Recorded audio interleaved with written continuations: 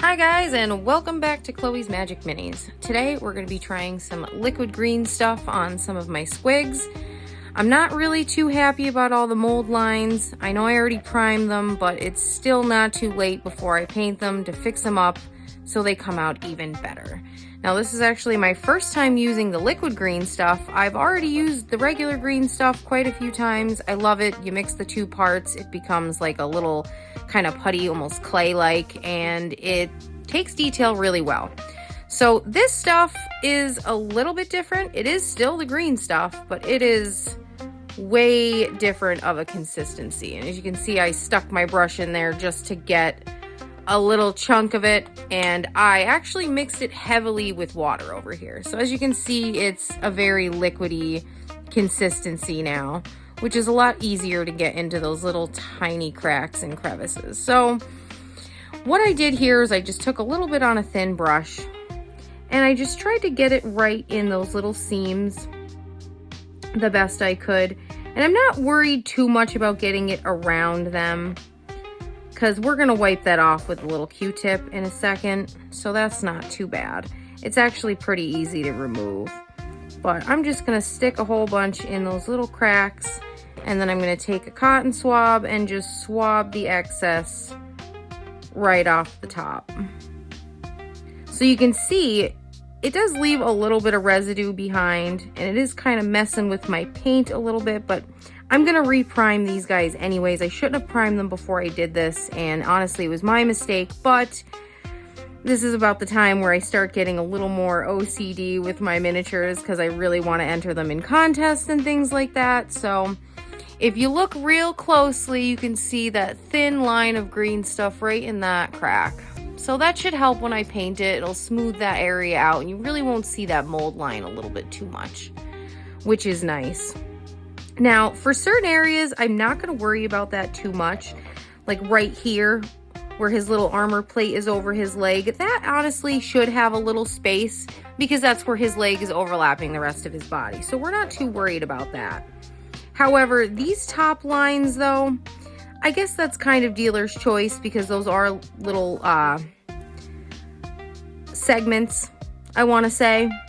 But for underneath here, I definitely want to get in there the best I could and just get some of those little tiny lines in here as well. So, and it's going to be a little more complicated to get in this area with a Q-tip, so you just kind of do your best to get all the excess out of there. And honestly, you could probably just use a wet brush too to kind of get the majority of it off if you really can't get in there. But you could still see that there is a little bit of green stuff in that little crack. And honestly, you just do it until you're happy with it. And I honestly think it could use a little bit more smoothing out still. So I'm probably, and I do want to go in the opposite direction. Like if the crevice goes this way, I want to be pushing the paint in the opposite direction from that, not parallel. So that is a little bit better in there. You can't really see that mold line. I know it looks like crap right now, but once I reprime it white, it'll be just fine. So we do have a couple spaces under here as well that I want to get.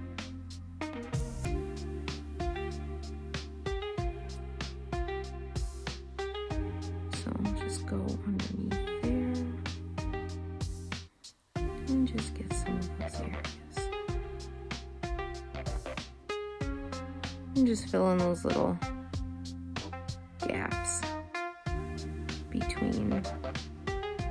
And I do have a mushroom there, so you don't really see that part too much.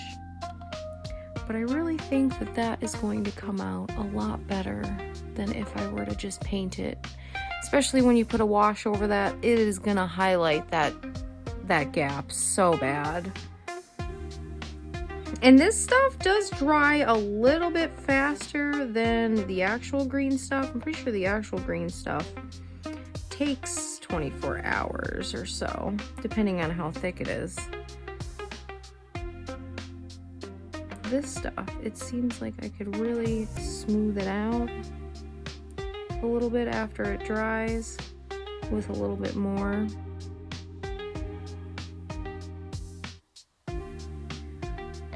So first I just put a layer in there,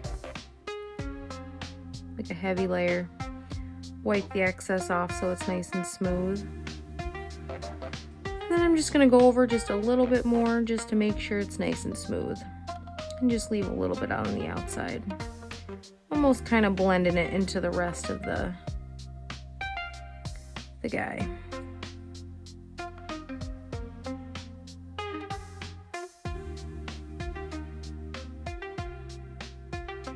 Honestly, I'm not sure if that's armor here or if that's just him.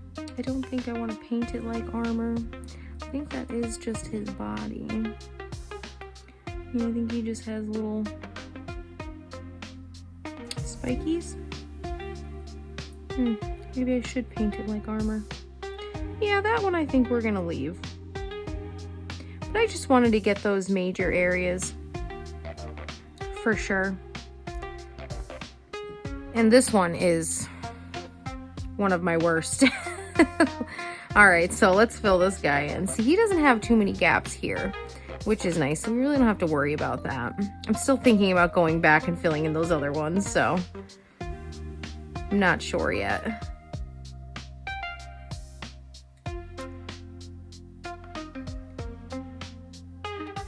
I'm just gonna fill these gaps in.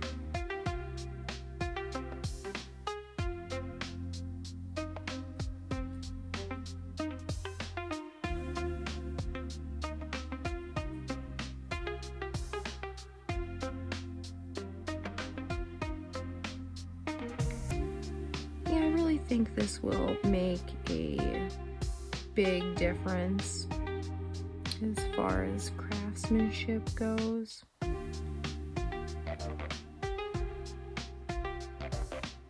And if you don't have a Q-tip, you can actually just use your hand and get the excess that's on the outside. It's not going to hurt you too much.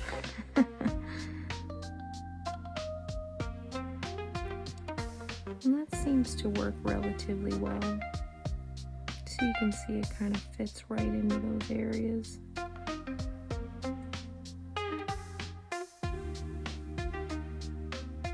I am going to let these dry for an entire day though before I do reprime them. Just in case, because like I said, this is the first time I'm using this stuff, and so far it's pretty awesome. I really do like it. I think that this is a really big game changer when it comes to painting minis. Because you could be awesome at painting until you see all of those little fault lines and imperfections. And I'm not saying you got to be perfect, but learning new skills is definitely something you guys should strive for with miniature painting, because you only get better the more you do it.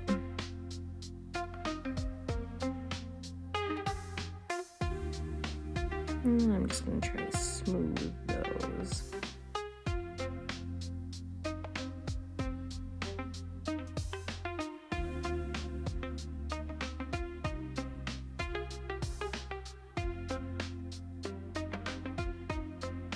Just so you don't see that other line from the actual green stuff itself.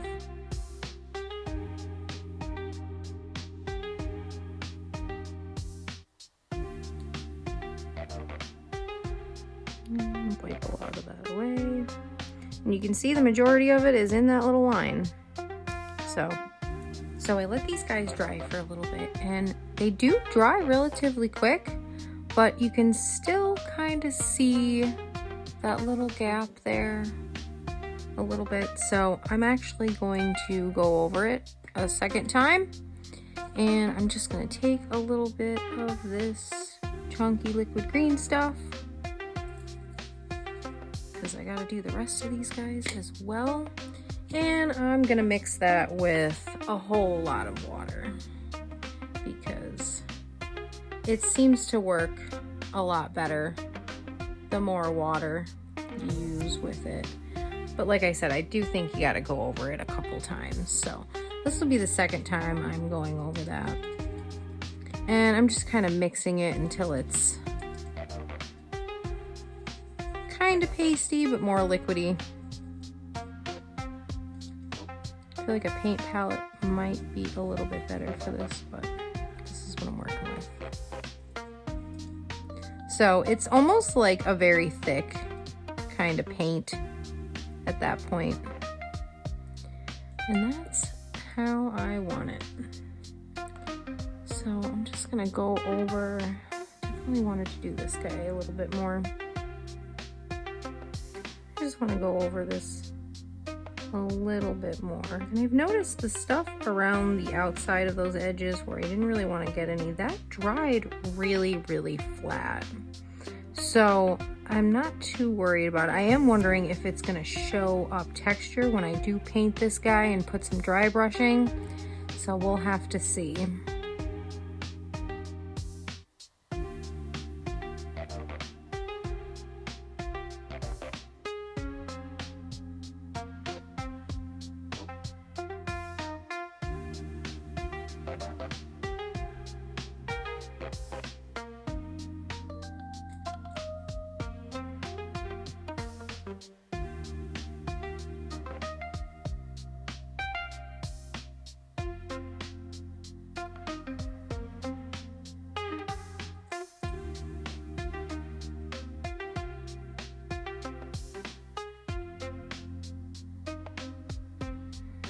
Alright, so I'll let that dry and we can see what it looks like.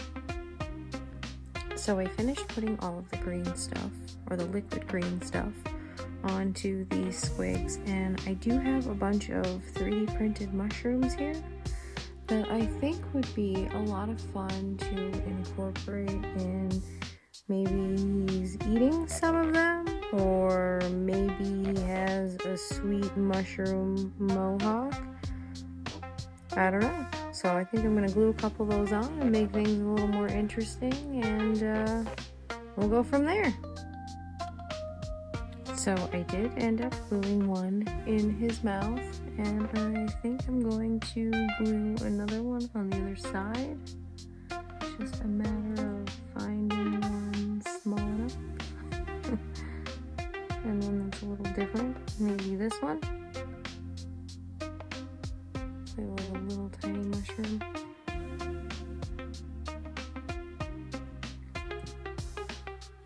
And a little bit too much glue. But I just kind of want to fit that into his mouth for a second.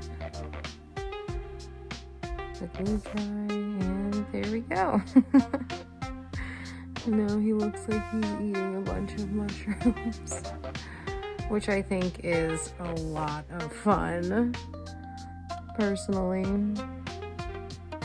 I might want to throw a little bit more glue on that just to make sure it's secure, but makes things a little more fun. So I'm gonna give this guy a sweet mushroom hairdo. And I'm just pretty much super gluing some of these little tiny mushrooms on the top of his head.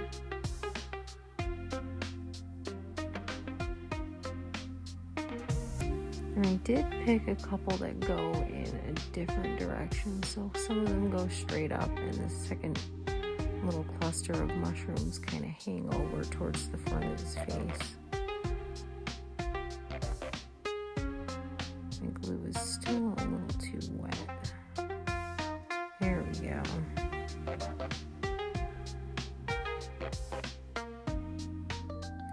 And I'm probably gonna put a couple more down there as well underneath.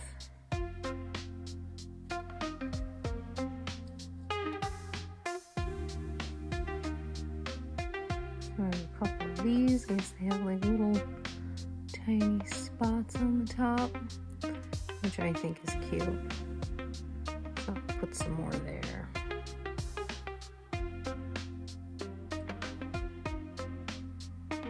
I mean, after all, these guys are fungoid creatures, right?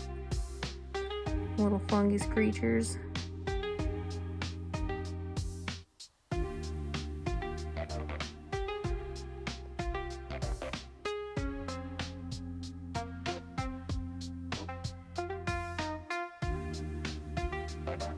Sometimes I just do this until the glue gets a little more tacky.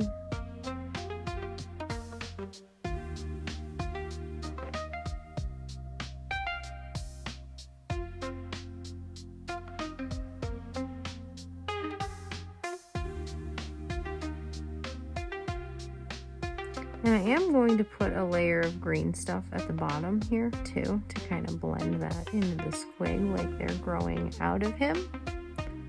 So, but I think he looks pretty sweet.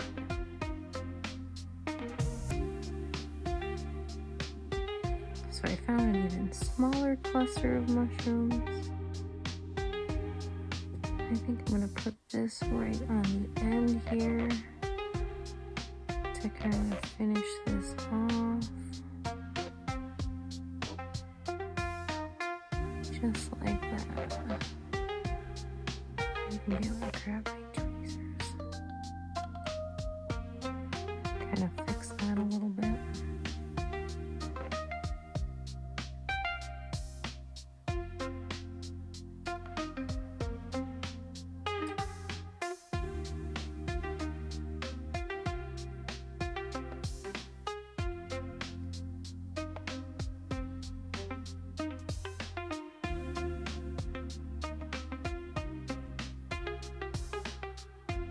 Perfect. Yeah, I think he's pretty rad. I think that'll be it. Pretty sweet mushroom mohawk, if you ask me. So now that our glue is dry, I'm just gonna take a little bit of this liquid green stuff and put it right at the base here and kind of just blend those mushrooms into the squig.